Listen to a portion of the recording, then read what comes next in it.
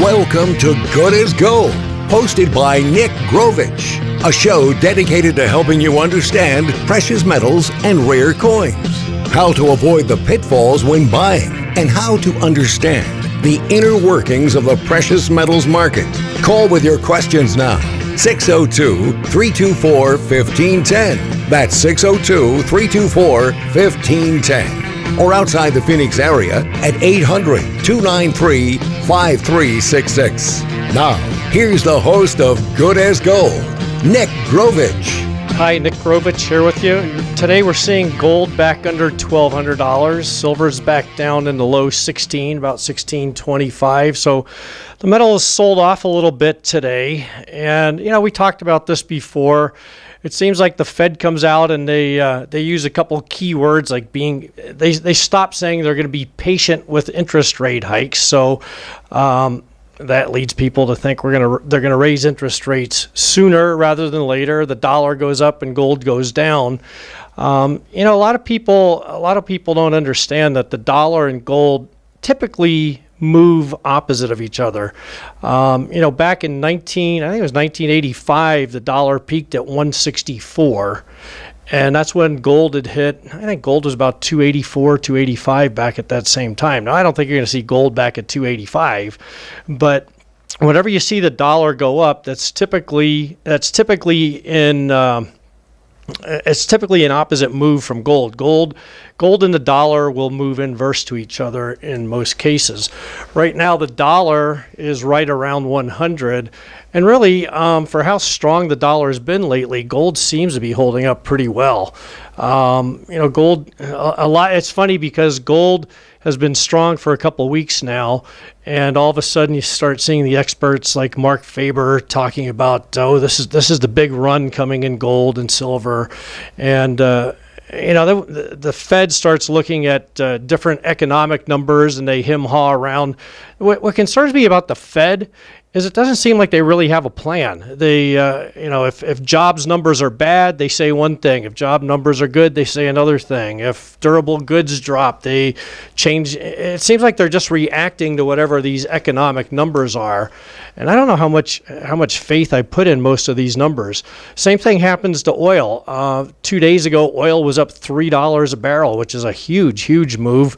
And then the Fed comes out and says something, or the jobs number comes out, or durable goods, or of course with oil they look at the inventories, and it drops back $3. So everything, all the commodities, oil, gold, copper, they're all rather volatile right now, and I think trying to pick a top or a bottom is just playing Russian roulette right now.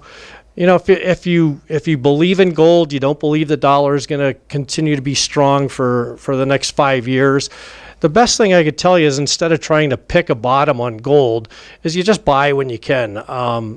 I like to buy on days that it goes down $10 or $20 rather than buy on days that it's gone up $10 or $20. To me, you're getting a little discount whenever you do that. But right now, what's going on in the economy just changes week by week depending on which economic numbers are coming out. I think we can safely say the Fed is going to raise interest rates, and we've known that for the last 8 months. I mean, that's not a big secret, yet every time the Fed comes out and uses one of their little key phrases, everybody panics and you get a knee-jerk reaction, and they buy the dollar and they sell gold, and everybody's talking about interest rates.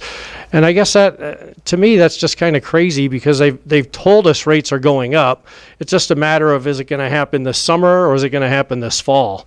Will gold react when it finally happens? I would think not, because it's already built into the market. So, you might be in a market, I don't know where gold's going from here, but you might be in a market where all that news has already been factored into the price of gold.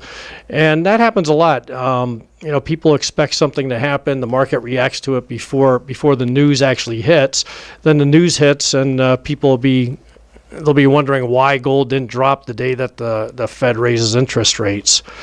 I think the thing to do is you just buy gold, or you buy platinum or silver. You buy it on a regular basis. You stick it away, and you don't worry so much about, did you get the very bottom. When gold reached 1148 back here in mid-March, all the so-called experts were looking for $700, and they were looking for $1,000 gold, all based on the old support levels. And then when it got to $1,200, these same experts are looking for $1,300 and $1,500 gold. So I have a lot of clients. They read a lot of different newsletters. I mean, there's probably a couple dozen decent newsletters. By decent, I mean newsletters that I see a lot of people reading that have some credibility. And you could drive yourself nuts just reading the newsletters, because you can find one. If you think gold's going down, you can find newsletters that'll confirm that for you. If you think it's going up, you can go find newsletters that'll confirm that. You can find anything you want. You can find any justification you want. We're going to talk more about gold, and I'll show you some of the charting that goes behind it. Talk to you about rare coins, some things that are happening in the marketplace. On Tuesday, April 21st, we're going to have a seminar at the JW Marriott. That's the one in Desert Ridge, and it's from 1 till 3 p.m. That's Tuesday, April 21st. If you have questions about gold, silver, rare coins, I would urge you to register at 480-553-5282. That's our office. You can also go online at americanfederal.com, go to the events tab, and you can register for this seminar. We're going to talk about, a little bit about the metals, but we're really going to talk a little bit more about specifics. That is, coins that maybe you ought to stay away from, depending what you're looking for in the market. How you can watch what dealers are doing and maybe profit by that. There's a lot of ways to watch what the dealers are promoting and buy into those promotions and actually turn a profit, even if the gold market doesn't turn around.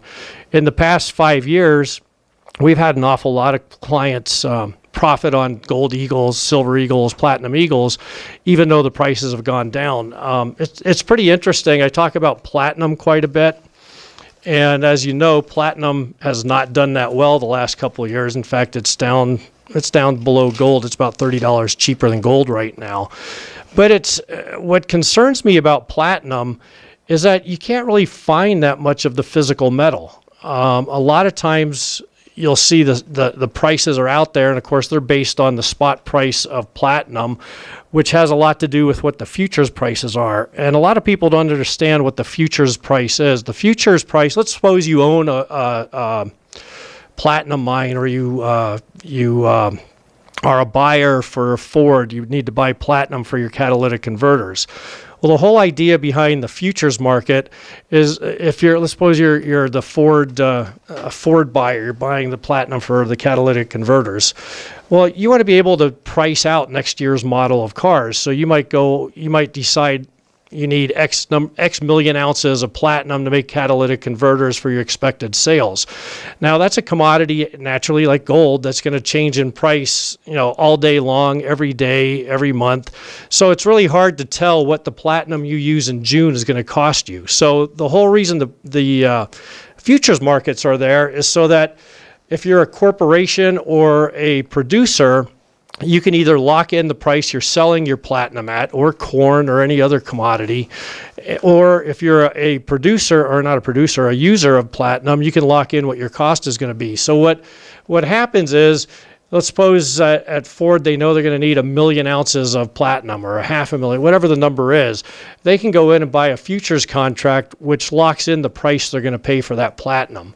And these are all paper trades, so this is where the spot price of platinum comes from. It's all based on a certain discount. Usually it's a discount from what the futures price is.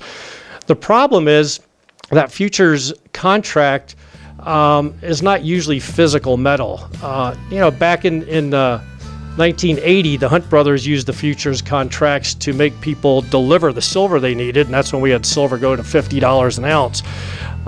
But the physical market is a lot different than the futures market, and I want to explain a little bit about how that works, because that's actually having a pretty big effect on the actual price of platinum. It's a little different than just the spot price of platinum. When we get back, I'll talk about that. Once again, here's Nick Grovich. Okay, I'm back with you. One thing I'm talking about a little bit is platinum. You know that I've been a big fan of platinum for quite some time. And if you look at the pricing right now, spot platinum actually is $30 less than gold. And so, a lot of people look at that and say, well, platinum is less than gold. It must be more available. I mean, if you use simple supply and demand, that should tell you that platinum's a lot more available than gold.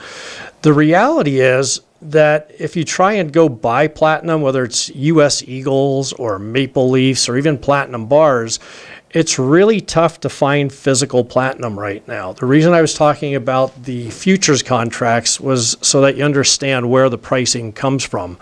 A lot of times companies are using that either to hedge what they're going to sell or hedge what they're going to buy, simply so that they, if you're selling platinum and you can lock in the price you're selling at, you can figure out your cost and figure out what your profit's going to be over the next 2, 4, 6 months, whichever contract you decide to use. Same thing if you're a platinum user, you can lock in the price of platinum, the platinum you're going to use in your catalytic converters or whatever product you're making that uses platinum or palladium. You can lock in your costs so you can have a better idea what your profit's going to be. You have a better idea how you should price your cars or trucks, so that you're not, of course, it's all pricing. You want to price them as low as you can, but you don't want to price them to the point that that you're losing money because one of your key products has gone up in price. And so that's how the futures contracts are supposed to be used. Now the reality is, a lot of people use futures contracts to try to make money. I know when I first got into business back in the early 80s, of course, I was fresh, I was green. I thought, well, that's an easy way to make money, because when I got in 1980, gold and silver had just crashed. So we were pretty convinced silver was going to go right back up to $50 an ounce. So if you could buy a futures contract at 11 and it went to 50, well, gee, you made a lot of money and you didn't put much money up. The thing is, if you get into a futures contract, they have these little things called margin calls. So the price goes the wrong way and they start calling you every day for more money. And I remember, it's a little off the subject, but I remember one of my first forays into the futures market. They didn't have options back then in gold and silver or platinum. But we got into a couple futures contracts. And I was convinced at $11 silver, it had nowhere to go but up. Well, the first day I'm in it, it goes down to $10. The next day it goes down to $8. The day after that, it goes down to $7. And I hated to get up every morning because I knew there was going to be a phone call from my broker asking me for $15,000 or $20,000 every single morning. And I hated that week. I could not wait for that week to go away. Finally it got to a point where I thought, well, I'm either gonna lose it all, or I'm gonna really back my convictions. I'm gonna put my money where my mouth was, and I doubled my position. And luckily, silver ran to $14, and I got out and I broke even. And I never worked so hard to just break even in my life. But that's what a lot of people do with futures contracts. I mean, you can do that. You can go play the futures and you can make a lot of money or lose a lot of money, but that's not really what they're set up for. Why am I talking about that? Let's get back to platinum. What I notice on the platinum, and I've noticed this for a long time, is that it's really, really tough to buy any substantial amount of platinum coins, especially if you're talking about platinum eagles. The government only made the bullion eagles for 12 years. They made them from 1997 to 2008. They made a 1 ounce coin last year. They haven't decided if they're going to make a 1 ounce coin this year, so we still don't know. They're making up their mind. But there's just not that many of the platinum eagles out there. The same is true to a lesser extent of maple leaves, koalas, even the bars. It's very hard to find the physical metal. So, the question always comes up, so why is platinum less than gold? Well, a lot of that, like I said, has to do with the futures market. But the true ratio is a little different than what the ratio is if you just look at the spot price, because the actual cost of physical platinum is much, much higher than the spot price. Just a couple of weeks ago, I tell you, I watched the dealer network. It's called CCE, Certified Coin Exchange. And on this exchange, the dealers, we send messages back and forth to the rest of the dealers across the country. Most of them are, people interested in buying certain items or selling certain items. So one of the first things I look at every day is I pull up the Platinum Eagle pages and I filter those out. And typically I'll have 30 or 40 messages, and I'll look through those, see if anyone's selling any platinum. I'll see what people are looking to pay for the Platinum Eagles they need. I do the same thing with Gold Eagles. I look at the half ounce, the quarter ounce, see if anybody needs anything in particular that possibly my clients might own. That's what we do to try and increase the chances of our clients making profits. We watch for dealers who are looking for certain items.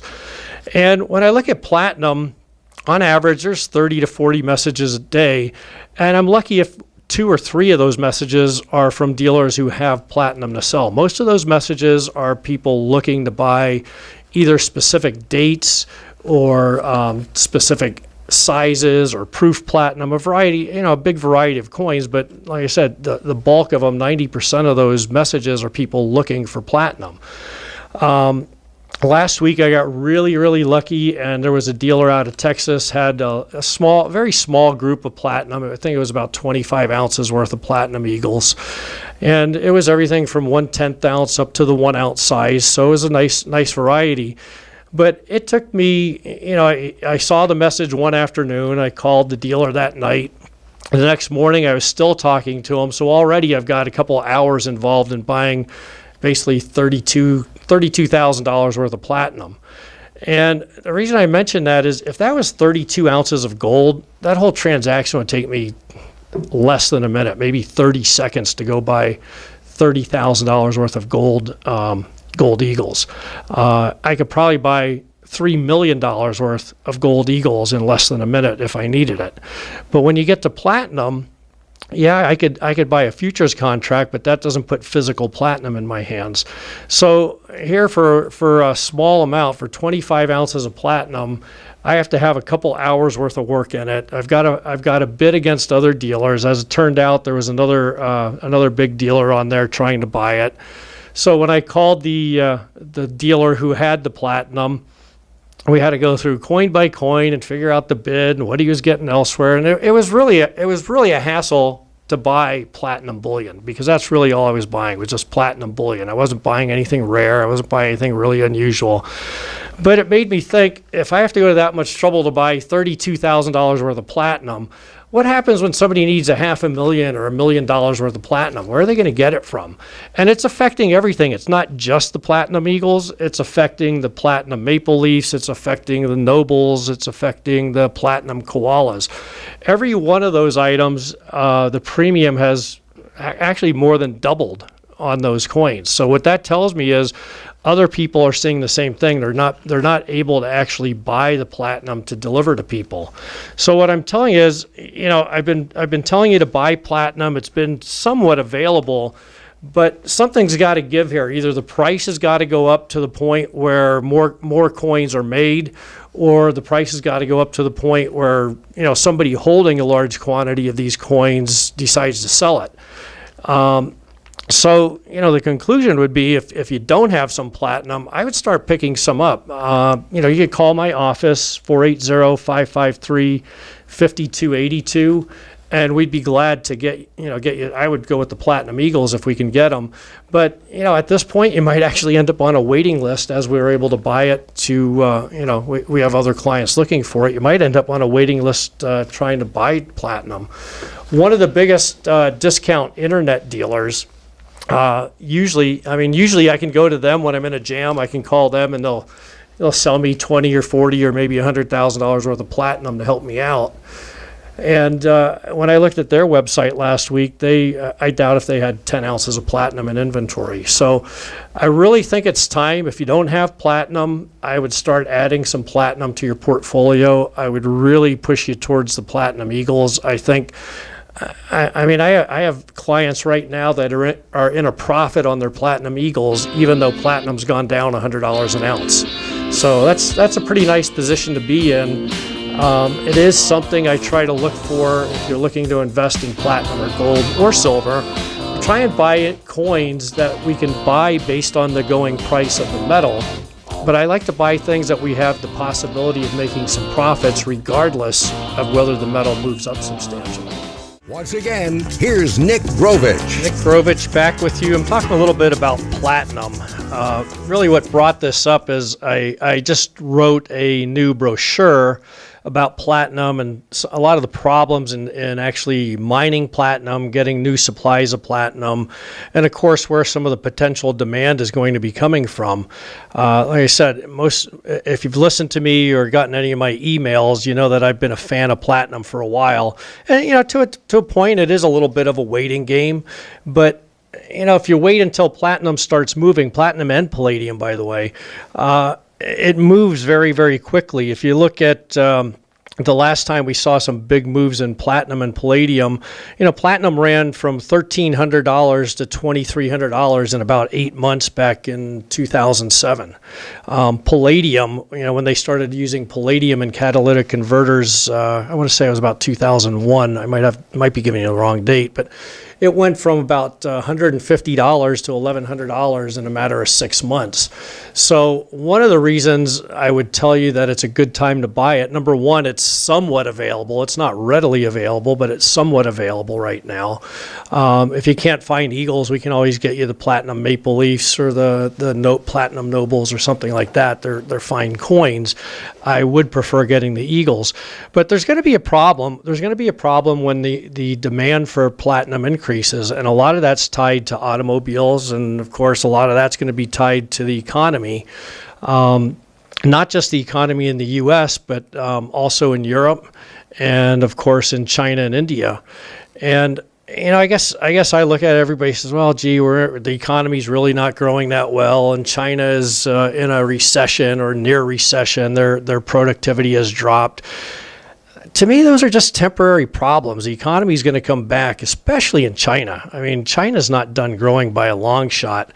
And when they start importing more cars and building more cars there, they're going to need platinum because as of 2015, any new autos that go on the road, they have to have a catalytic converter on them. And as of 2016, every diesel that goes on the road is also going to need a catalytic converter, and that's going to put a lot of pressure on the palladium supply. And mostly I'm talking about platinum today, but it also goes hand in hand with palladium. They're both what's called platinum group metals. And once the demand hits, I just don't see where the supply, I don't know where the supply is going to come from. One method that people have used in the past is to buy a futures contract and take delivery. In other words, you can buy a futures contract, and instead of selling your contract and taking a profit or loss, however it turns out, you can make whoever holds the other side of your contract, you can choose to make them deliver the metals. And very rarely are the futures market used that way. Usually, like I said, it's just a hedge. You're just offsetting. I mean, if I buy 1,000 ounces of gold, I don't play the market with it. If I buy 1,000 ounces on the street or from a client, then I'm going to sell 1,000 ounces in the market, and that way, I've bought and sold 1,000 ounces, so if it goes up or down, I'm zeroed. If it goes up, I make it on one side, I lose it on the other side, and all I'm going to make is whatever premium it is, whatever my markup is, the 3% or whatever that is, depending on the coin. So that's how you use a futures market. But, back in 79 and 80, a lot of you remember the Hunt brothers, and they got a bad rap. They were supposedly trying to corner the silver market. Well, they were playing the game. They were playing within the rules, and the way that they went about it, rather than going around and simply buying, calling a dealer and buying what was available, they were doing it by buying futures contracts, but instead of offsetting their contract when they came due, they wanted delivery. And the problem you get into is a good number of the institutions, whoever it is that are buying and selling futures, a lot of them are speculators. So they're trying to make money. They sell 100 ounces of platinum on a futures contract. They don't have the 100 ounces sitting there to deliver. They're just selling a piece of paper. When a mine sells it, they're selling future production. When a corporation buys with a futures contract, again, they're really just trying to offset their price so that they know what the price is going to be. So when they finally buy the metal, they would sell their hedge, and they lose on one, they make it on the other, and it zeroes itself out. So what would happen if somebody tried to do with platinum what the Hunt brothers did with silver. Well, the Hunt brothers started taking delivery. I'm sure a lot of you know this story, and I'm not going to go into great detail on it, but they started taking delivery of their contracts. So that means if you had sold a futures contract on silver back, let's say in December of 1979, maybe you sold a contract for $10 or $15. So you're selling silver for that price. And then by January, it's up to $30. Well, typically you could just say, well, I'll buy my contract back. I'll take the loss of $20. But what the Hunt brothers were doing is they weren't selling you the contract back. They wanted delivery of their silver. So now, if you had a contract, you had to go scramble and find 999 pure silver to deliver for your contract. And so as the Hunt brothers were taking delivery, everyone's scrambling to find the physical silver, which is a lot different than paper silver. By paper silver, I mean just the contract silver. Because now you're not just zeroing out numbers based on what a piece of paper says you bought and sold for. Now you're having to actually go out and find the physical metal.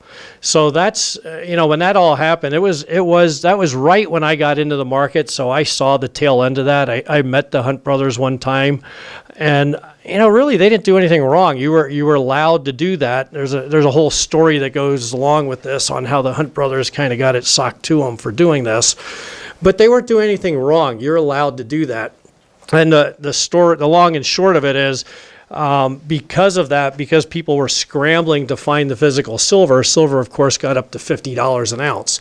And it wasn't because all of a sudden there was some new demand. Well, I guess there was new demand because the Hunt brothers were taking delivery. When you have billionaires taking delivery of millions and millions of ounces of silver, it has that effect. But it was because people were all of a sudden interested in taking physical delivery rather than just trading with a piece of paper. And I could see the same thing happening with platinum. Suppose a company like Ford or one of the car companies gets in trouble. They need the platinum, and their suppliers aren't delivering, or there's a problem in the mines in South Africa. I've told you many times, 3 mines in South Africa produce 80% of the world's platinum. What happens if one mine collapses, or one mine they finally play it out? Where do we make up that platinum? We don't. So one option a car company would have would be to take these options that they have, these futures contracts, and demand delivery. Then all of a sudden you've put a huge I can't think of the word. You put a huge demand on the physical platinum that's around. To a degree, that happened with the Platinum Eagles here. The U.S. made Platinum Eagles, as I mentioned, back in 1997. And in the early 2000s, there was a problem getting physical platinum. And from what I'm told by some of the people I deal with, I don't know how many, but a huge number of the Platinum Eagles were actually melted because they needed platinum. They needed the physical metal. It's not like gold where you can just switch the name on an account. A central bank buys 400 tons of gold. All they do is they go down to a vault and they take Italy's name off of it and they put China's name on it. It doesn't really affect anything, and that's why sometimes you'll hear that China bought 500 tons of metal. And the markets don't move, and people say, well, how could they buy 500 tons of gold and not move the market? Well, because they're just changing the name on a piece of paper. They're not really doing anything with the gold. When you get into the more strategic metals like platinum, palladium, rhodium, even silver, you get into metals that people or industries are using. So they have to have the metal, and they have to get it some way. And like I said, if you look at some of the times just in the last 10, 15 years when platinum and palladium and even rhodium have been in a shortage position, the prices go up, I don't want to say overnight, but pretty darn close to it. I mean, for palladium to go from $175 to $1,100 in 6 months, that's a pretty substantial move. And everyone always says, "Oh, well, when I see it start going up, I'm going to jump in." Well, let me tell you, when metals are moving like that, I don't care if it's gold, platinum, palladium, I don't care what the metal is, I don't care if you're talking about oil, corn, it doesn't matter what commodity. Nobody wants to jump in. When it goes from 175 to 350, everybody's sitting there saying, "Well, it's doubled. Now it has to go down. Nobody's going to jump in after it doubles. Then it doubles again, and everyone, it's the same thing. Finally, when it gets to $1,100, everybody gives up and says, well, I guess this is for real, and they get in $1,100, and then it goes back to $500. So, trying to play the guessing game and follow the metal after it started up, it can get to be a really, really dangerous proposition. But that's why I'm telling you, if there's one thing I would tell you to do right now, would be to buy some physical platinum. I would buy some platinum eagles. That'd be my favorite. Last fall, I got really lucky, and I bought it was a little over $3 million worth of platinum eagles. I offered them to my clients, and they were gone in, I think it was about 4 weeks, maybe it was 5 weeks. They were all gone. And the problem is, at that point, I had told so many people about platinum, I continued to get calls for another 2 months, and I simply couldn't find enough platinum eagles, at least the platinum eagles, to fill orders. I still have orders sitting on my desk that, I'm waiting and waiting to find the platinum. Now, luckily the price is down, but the premiums are up. So even though the spot price of platinum has gone down, on a lot of coins, for example, on quarter-ounce platinum eagles, the wholesale price on those coins is now about $260 an ounce over spot. So you're not paying $1,150 anymore. You're paying $1,400 for an ounce of platinum. To really buy it, you're paying $1,400 an ounce. So those premiums, those high premiums, are telling you how scarce the actual metal is. Once again, here's Nick Grovich. Okay, I'm back with you. I'm going to switch gears from platinum a little here. I did just finish updating our platinum buyer's guide. So if you have any interest, you'd like to know some more information about platinum, I go into a lot more detail in the guide. Just call my office, 480-553-5282. You can go online, AmericanFederal.com. Get a copy of this new guide. It probably will be ready the end of next week, I would say. But if you want one, call, give the girls your name, and they'll make sure they get one out to you. It's a pretty interesting story. It's something that I really believe in. It's not often I really get excited about anything in this market. The platinum I'm very excited about. There's some other opportunities in the market that have to do with silver eagles, gold eagles, and I'll talk about that in a lot more depth at our seminars. At the beginning of the show, I mentioned that on Tuesday, April 22nd, we're going to have a seminar at the JW Marriott Desert Ridge from 1 till 3 p.m. That's over on Scottsdale Road by Kierland. Isn't that right? By Kierland and or Desert Ridge. I'll tell you a lot of specifics, tell you some coins you can watch out for. I always end up telling you coins to stay away from, what the big traps in the marketplace are. It seems like there's always some type of promotion going on that's kind of a trap, and people get themselves into it without really realizing it. So at the seminar, I'll teach you how to find those, how to recognize those, how to recognize some of the red flags that go up if you're in this market, especially if you're dealing with salesmen over the phone. We're also going to have a seminar on Wednesday, May 20th. At the Lakes Recreation Center in Westbrook Village. That's over in Sun City. That's also going to be from 1 to 3 p.m. And we have registration open for that seminar too. Seating will be limited. The last several seminars we actually had more people sign up and show up than what we had room for. I don't like talking to 100 or 200 people, so we really try and keep it to 50 to maybe 75 people. Jen's sitting here shaking her head at me. But 50 to 75 people. The problem is if I get 100 or 200 people, it's hard to answer people's questions. It's hard to customize it. I like to customize it to what people want to talk about. Same thing here. If you have any questions, call me, 602-324-1510. I'd love to answer your questions rather than go on about what I want to talk about. But if I don't know what you want to talk about, I'll talk about my platinum. So these two seminars, we cover a lot. We're going to get down and dirty in 2 hours and give you an awful lot of information. If you're buying any kind of metals or coins, I guarantee you I could tell you enough in that 2 hours to save you anywhere from 5 to 30% on what you're buying. So that should be a pretty good impetus to get yourself down there. Some of the things that we've been having a lot of good luck with have been silver eagles, gold eagles, some of the platinum eagles. The new buffaloes, the new proof buffaloes are coming out right now. So again, you're going to start seeing some promotions for those. I mean, just to give you an idea, the proof buffaloes, I don't know that they're a great deal or a terrible deal. They're usually a pretty low mintage coin, and they usually sell based on the price of gold, but they do have a premium naturally. But you're probably going to see companies start selling the proof 70s. I know one company that'll probably charge $4,000 or $5,000 a coin for proof 70 buffaloes. That's the 1 ounce gold buffaloes that are coming out. The Mint is selling them for $15.95, I think is their price today. But you can buy proof 70s for probably $125 more than that. Now, I'm not big on paying a lot for that proof 70 designation, but if you can get them for $125 more, if it's something you like, it's already, it comes, it's holdered, it's graded, it's protected.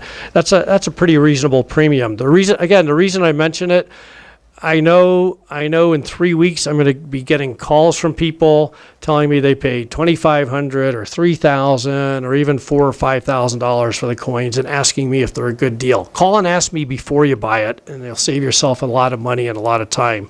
And like I said, at the seminars, I'll tell you how to figure out what to pay for new coins, old coins, any type of coins you're looking at. I guarantee I can save you some money if you're buying.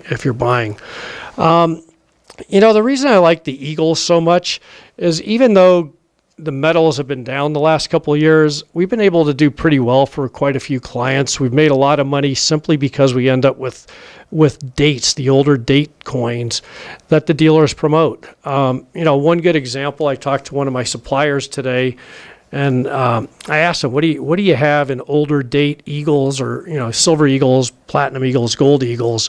And he had a few boxes of the older date 2011, 2008, some 1987 silver eagles.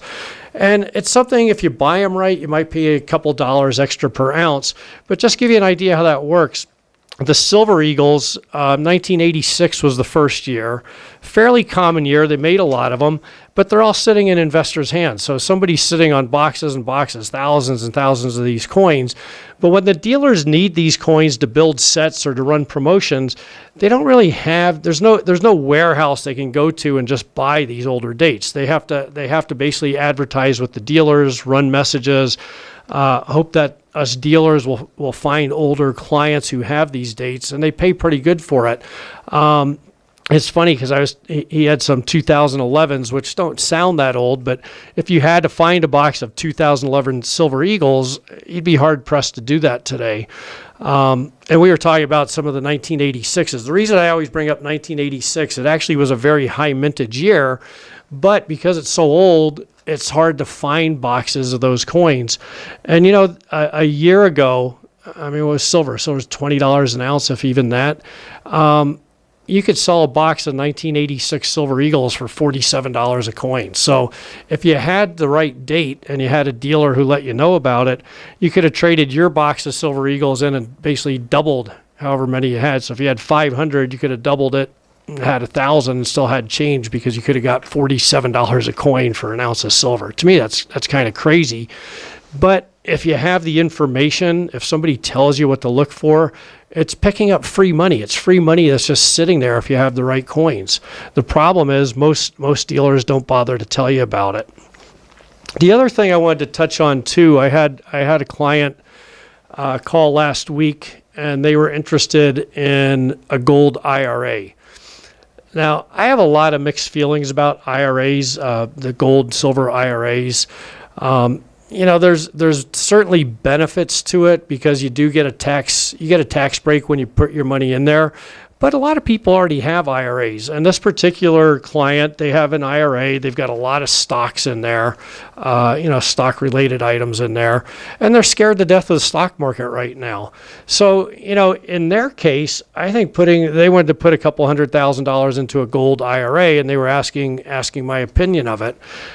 I think if you have IRA money and it's all in one thing, in other words, it's all in stocks, it's all in annuities, it certainly doesn't. It's not crazy to take some of that money and put it into gold or silver or platinum, but just be real careful what you end up buying. It's like everything else. You can take that money and think you're protecting it, and if you pay some dealer 30 or 40% to do it, I mean, you're better off to just stay in the stocks and take your chances. So, if you have IRAs, you're going into any of the precious metal IRAs, give us a call. We're glad to go over that, review that with you, tell you what it's really worth, tell you how to handle it. If it's something you do want to get into, you want to transfer money, again, we can help you with that. We do a lot of IRA business. But the biggest thing I tell you, see if you can free up either Tuesday, April 21st or Wednesday, May 20th. Come on out and meet us. See if you like what we have to say. Bring your questions, bring your coins, bring your lists, and I'll sit down and do a private review for you, give you an idea where you stand. Tell me what you're trying to accomplish. Maybe we could give you some good ideas. Maybe we could show you how to save some money and put you on the right track so that if gold does turn around and go to $2,000 or $3,000, you're actually sitting on coins that'll benefit you. There's nothing worse than calling the gold market wrong, but having the wrong coins and watching the market go up and watching your portfolio go down. So, if you get a chance, call the office, 480-553-5282. Check out online, AmericanFederal.com.